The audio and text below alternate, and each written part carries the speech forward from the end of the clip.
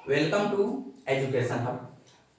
देखिए आज हम द्विघात समीकरण जो कि क्वाड्रेटिक इक्वेशन इंग्लिश में कहा जाता है वो हम बताने वाले हैं। और यहाँ पे सबसे पहले आप जानिए कि द्विघात समीकरण है क्या। देखिए जिसका घात 2 हो उसको द्विघात समीकरण कहेंगे। और यहाँ पे इसका मानक रूप होता है ax² plus bx plus c equal to 0। यहाँ पे देखिए घात 2 है और यहाँ पे a does not equal to 0 यानी a 0 के बराबर नहीं होना चाहिए, तो इसे द्विघात समीकरण कहेंगे। द्विघात समीकरण का कितना हल होगा? तो 2 हल होगा, क्योंकि द्विघात समीकरण का पावर 2 है यानी घात 2 है। चलिए हम एक एग्जाम्पल लेकर इसे बनाएंगे और देखेंगे जो कैसे इसका हम गुणनखंडन विधि से हल कर रहे हैं।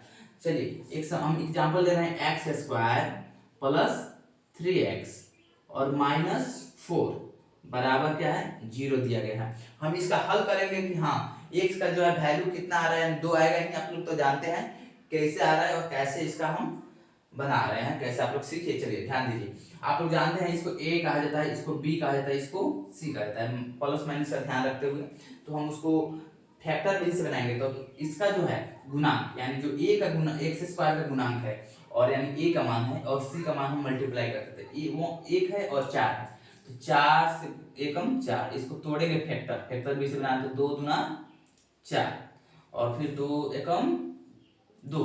यहाँ पे देखिए हम तोड़ दिए और आपको सबसे पहले इसका साइन यानी चिन्ह ध्यान रखना है, जब वो जोड़ के लाना है या घटा के लाना है। सबसे पहले बच्चे यही गलती करते हैं। चलिए यहाँ पे प्लस है और यहाँ पे माइनस है, तो हमको प्लस माइनस माइनस यानी वो घटा के लाना है। इतना तो आपको क्लियर होना चाहिए, प्लस और माइनस यानी कि घटा के लाना है, माइनस होगा। और यहाँ पे हमको जो घटा के लाना है तो कितना लाना है? तो +3 यानी +3x लाना है। तो हम यहाँ पे फैक्टर तोड़े हैं, इसमें से देखेंगे आपको कैसे आएगा। चलिए तो यहाँ पर देखिए 2 दूना 4 1, अगर हम 4 और 1 को लेंगे तो 4 एकम 4 तो हो जाएगा, क्योंकि गुना करके हमको उतना चाहिए इसके बराबर। और यहाँ पे चिन्ह के साथ में देखिए घटा के हमको लाना है +3 लाना है, तो किसका साइन प्लस लेंगे? तो 4 का साइन प्लस लेंगे और 1 का साइन जो है माइनस लेंगे। चलिए तभी आएगा +3। तो हम चलिए इसको हल कर रहे हैं, तो x² और 1 पहले लेंगे क्योंकि 4 बाद में लेंगे तो उसका जो हम फैक्टर जो है निकाल सकते हैं। तो x² और माइनस x, 1x लिखे या x लिखे इक्वल हुआ, उसके बाद जो है +4x। देखिए +4x में से -1x घटाएंगे तो +3x आ जाएगा और गुना भी मल्टीप्लाई भी करेंगे तो उतना आ जाएगा। और उसके बाद -4 है इक्वल टू 0 हो गया।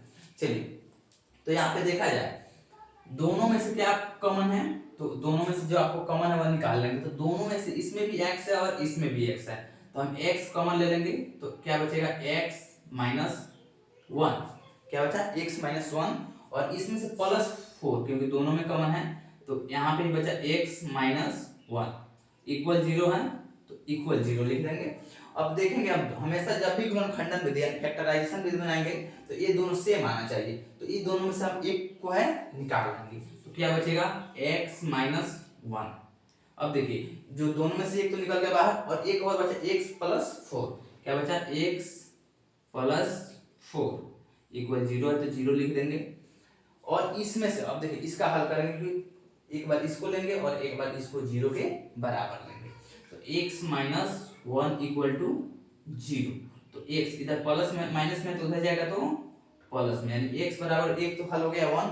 अब ये एक इससे लेंगे हम, तो इससे लेंगे तो x + 4 बराबर 0, तो यानी इधर प्लस में तो उधर जाएगा तो माइनस में, x बराबर x इक्वल टू -4। दो हल हो गए, एक x का 1 हो गया, एक वो -4 होगा।